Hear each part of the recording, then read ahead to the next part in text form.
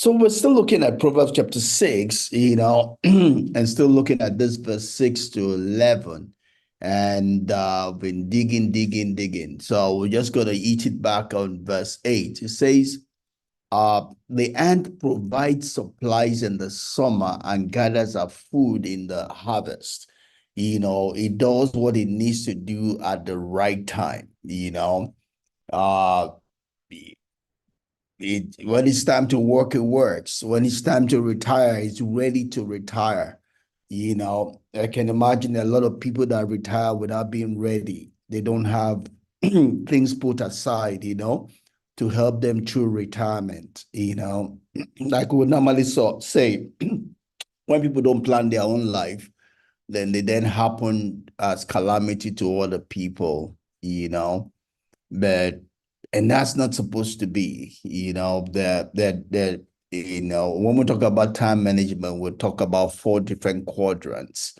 There's a quadrant where we have the important and emergency, and important and not emergency. Where we supposed to live, the optimum place to be is doing the important things that are not emergency, right? Because we're intentional about them and we do them when they are supposed to be done. When we're doing important things in emergency mode, it shows that we lack planning, we lack foresight, we lack intentionality, because when we do things when they are supposed to be done, then it doesn't come to us as emergency because we are prepared for them, I should not be the school fees of my children should not be emergency because I should see it and plan for it so that when it's time to pay it, I pay it. People's rent should not be emergency because if you know that your rent will be due at a certain time, you plan for it. My bills should not be emergency. I should plan for it. Obviously life happens, so life happens. There are some things that you don't plan for and occur, but that should not be the place where a person lives and does everything that it does. Maybe there are 5% things that are come out of control. Yes, that is understandable, but that should not be the normal lifestyle of a person. Because that's not where God wants us to live. God wants us to be able to prepare ahead of time, such that we can do things with ease, you know. And sometimes that is because people also they are copying other people. They begin to wear or sew clothes according to what they think their size is and not the amount of cloth they have. I was just sharing, I did some work with a former a retirees, a former colleague here a week or two ago, and she was just telling me how our pension when she left was the equivalent of about $7,000, but now with the exchange rate falling, it's now $2,000, and for her then, it was a personal decision to leave. She wasn't due to retire, but I mean, she could have stayed on for one, she could have stayed on rather than leaving at that point in time, and she still has responsibilities. She still has children in school. One thing I learned from that is, you you don't want to be in a hurry. You don't want to do things in a hurry. You don't have to jump out when you don't have to jump out. You know, uh, you have, and it was a decision, no doubt about that. She's still able to recover. She has a husband working, and she's still able to now go back working as a consultant. But we need to think life through, and do things at the right time. For someone like me, I can't retire right now because I have children still in school and they're in the US. So I work, I make money in Naira here and I spend in dollars. So it's not going to be an easy decision for me to just retire and change my income style. I need all the help I can get. So I can't copy and do like every other person. I have to be realistic to the reality in my life. I'm paying the price today. Someday the children will be done and I'll be free to do anything I want to do. But in this season of my life, it's Amen. for me to pay the price, to get them Yeah. a good standing in life, Yeah. I so had it's to pay the price too. absolutely, And I absolutely. realized that they are at this side Yeah. and going through Naira to be clearing dollars, it Mm, doesn't pay me. So I had to retire to come yeah. and take up my responsibility here. Absolutely. Yeah, absolutely. We have to make the tough decisions, in life, to meet the realities of our Mm, circumstance, rather yeah. than complaining or depending on someone else, Mm, it's for us to do what we need to do so that we can get the life that we want. Some people would rather not do that, but be troubling someone else and say, "Oh, my brother is in America, my sister is there," and you're depending mm, on other people to do the hard work for you, you know. I know. Uh, we thank God that we're able to do it. We thank Him for the wisdom, and He will continue getting better in Jesus' name. Amen. Yeah, man. Still staying on verse 8 of Proverbs chapter 6. Again, it says, the hand provides our supplies in the summer and gathers our food in the harvest. It Mm, just telling us that the hand lives an ordered life, mm, life that has order in it. It does not live out of order. You know, mm, years ago, and perhaps still in some places, some people feel that they don't have to plan because they are believing the Spirit of God. I mean, mm, that's stupid. God gave us a head for a reason. It's so that we can think, we can plan. mm, Faith is not against planning. Following the leading of the Spirit of God is not against planning. The Holy Spirit comes to help us, not plan for us, mm. right? God has given us a brain to plan. When we plan, we commit it to God. God can change the plan. Sometimes God That's right. okay with the plan. He doesn't have to change it. Sometimes he tweaks it, Mm-hmm. but we don't come to God empty-handed because he gave us a brain for a reason. He should think to plan. God is not going to think for us. God is not going to plan for us. If he's going to plan for us, then he doesn't need to give us a brain. But he gave us a brain to plan. Mm, But is that we then submit our plan to him and be mm, willing to tweak it, to change it if he says we should, right? mm, But it's not that we go to God empty.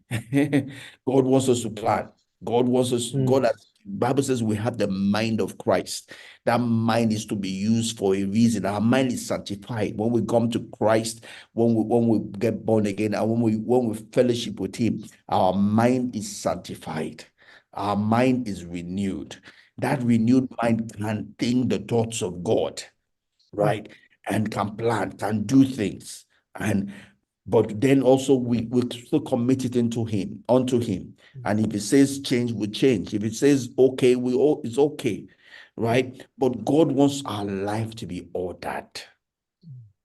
Paul was writing, I believe he was writing to in his epistle, it says that we may live a quiet life. No, it was writing to Timothy, where it talks about that we should pray for all men. At the end of it, it says that so that we might live a quiet life in godliness. God wants us to live a quiet life, a life where we can be devoted to Him. He doesn't want us to live a chaotic life. We're jumping here and there. Oh, what's next? Oh, mm, you can't mm. worship God. You can't listen to God. You can't hear to God when you are Quiet all and agitated. peaceful life. Mm, That's why we call it quiet time. When we talk about having time with God, it's a time when we are at peace so we can hear God's voice. But when we mm, have so much noise in our life, we will not hear God. It's the devil will be hearing. mm, When our life is out of order, when we're always running from pillar to post, we don't have things scheduled, we don't have definite time for this or that, we will not hear God. We'll just be hearing mm, confusion. The devil will be the one we'll be listening to mm. because God is in the quiet place. It's not in Yeah. the noise, it's in the quiet place. You know, uh, Elijah went to the mountain of God and he saw the earthquake, fire. He thought, oh, that's where God would be. God was not in any of that. It was in the still small voice. It was in the still small voice. When we order our life, then we can hear God better because God is not in the chaos. You know, God is not in the chaos. God is not in the confusion. Who was writing it? I think it's Paul also writing it. That says where there's confusion, God is not in confusion. God is not in chaos. God is in orderliness. It's in quiet, right? So let's study to live a quiet life. Let's plan our life. Let's do things when we are supposed to do it. Let's plan time to pray. Let's plan time to study. Let's plan time to do our work. When we're at work, let's do our work. When we're at home, let's spend time with family, spend time with children, spend time with spouse. We should seek to live a balanced life, an ordered life. Know the things that are priority in our life and give the priority to them. Should not be measuring in the minor and minoring in the major. We need to decide for ourselves, what are the major things in my life? What are the minor things in my life? Then let's give way to the things that we have decided are the major things in our life, and spend less time on the things that we have said are the minor things in our life. May God give us wisdom in Jesus' name. Amen. Go ahead, man. Yeah, little wonder this songster mentioned that the Lord should order our steps. He said, order my steps in your word, dear Amen. Lord. Amen. And in his word, teaching will come. Amen. That's how he orders our steps. Amen. Guidance will come. Amen. And as he's guiding us, definitely his angels will be on guard. Mm-hmm. And as he gives us his instruction and we obey it Mm-hmm. in orderliness, we find out that even our life, we found order too. Mm-hmm. Because we are responding to our Father in heaven, someone who is greater than us. Mm-hmm. So, but for someone who is not willing to be led, Mm-hmm. definitely one will miss the target. Mm-hmm. So, our prayer is that we will not miss the target of our life. Mm-hmm. We will be orderly. We will create time for God, that quiet time, as the name implies. We'll be able to listen to Him, to hear His small, still voice. So Mm-hmm. when we hear, we will be able to discern Him and then follow through His precepts. Mm-hmm. He is willing to teach us Mm-hmm. regularly. So it's left for us to have a listening ear, Mm-hmm. to be able to connect. I pray ability to connect. The Lord will grant unto us. We won't miss it. It's Amen. always it's called a Cairo moment. So Yes. that moment that we need to connect and we get it. When Mm-hmm. we connect and we get it, honestly Mm-hmm. speaking, the remaining is generally easy. Amen. Amen. To be well with us. Jesus. Amen. In Jesus' name. In Jesus' name. Yeah. I mean, when we to connect, we have to give attention to. And to be able to give attention to, our life has to be ordered. Mm, Only an ordered life will give attention to the things that it needs to be given attention to. You know, when our life is not ordered, we'll be giving attention to the wrong things and mm, therefore not be able to connect with God. mm, But when we order our steps and we know what our priorities are, and we'll give weight to priorities in our life, mm, then we're able to connect with God. We're able to connect even with our own self, mm, so we're able to cause peace to be in our heart, God's peace to be in yeah. our life, Mm. living out of And our we really life. need this peace. We need the peace Absolutely. all the time. Absolutely. The word says, let peace be the anchor. You know, Mm, we have peace as an anchor for our soul, Our mm, soul needs peace, for it to be mm, where it needs to be. We mm, need peace, to be mentally stable, You know, Amen. we need peace. We need clarity. You know, that's why the Bible says that, be sober, be vigilant, because you have an enemy. You know, sobriety is a place of clarity. You know, it's a place where you have everything in your life under control. You know, mind is under control, so you need sobriety to be able to be vigilant, because when you are sober, you're quiet, you can listen, you can know when the pin drops, therefore you can give heed, to the right things, to God's voice. God says that He wants to lead us with the high. I believe is it this Psalm 38, or where it talks about God leading us with His highs, unlike the horse that has to be led with the bridle, whether it's pulling. God Yeah. wants to be able to wants us to come to a place where we can see His highs. It's like our old parents will lead us with their eye. When they do their highs, somehow we know what they are saying. They don't have to call our name. God wants us to have that kind of relationship with Him, connectedness with Him, such that when we see God, wink His eye like this, we know that what He's saying. He doesn't We have to have shout. He understanding. doesn't have to beat us. Mm. If you can't see God's eyes if your life is out of order. If there's too much noise in your life, you can't see God's eyes. You know, God wants us to be able to see His eyes, to be able to know when He's happy, not happy, when He's with us, not with us, in That's when we agreement, not say in we seek His agreement. face. Yes, yes, And yes, seeking the yes. face of the Lord, you need concentration. Absolutely, absolutely. God will help us in Jesus' name. Amen. Amen. Amen. Amen. Bless you, ma. God Thank bless you, you. thank you, thank you. Yeah, God bless you. Yeah, have a Have great a, evening of today.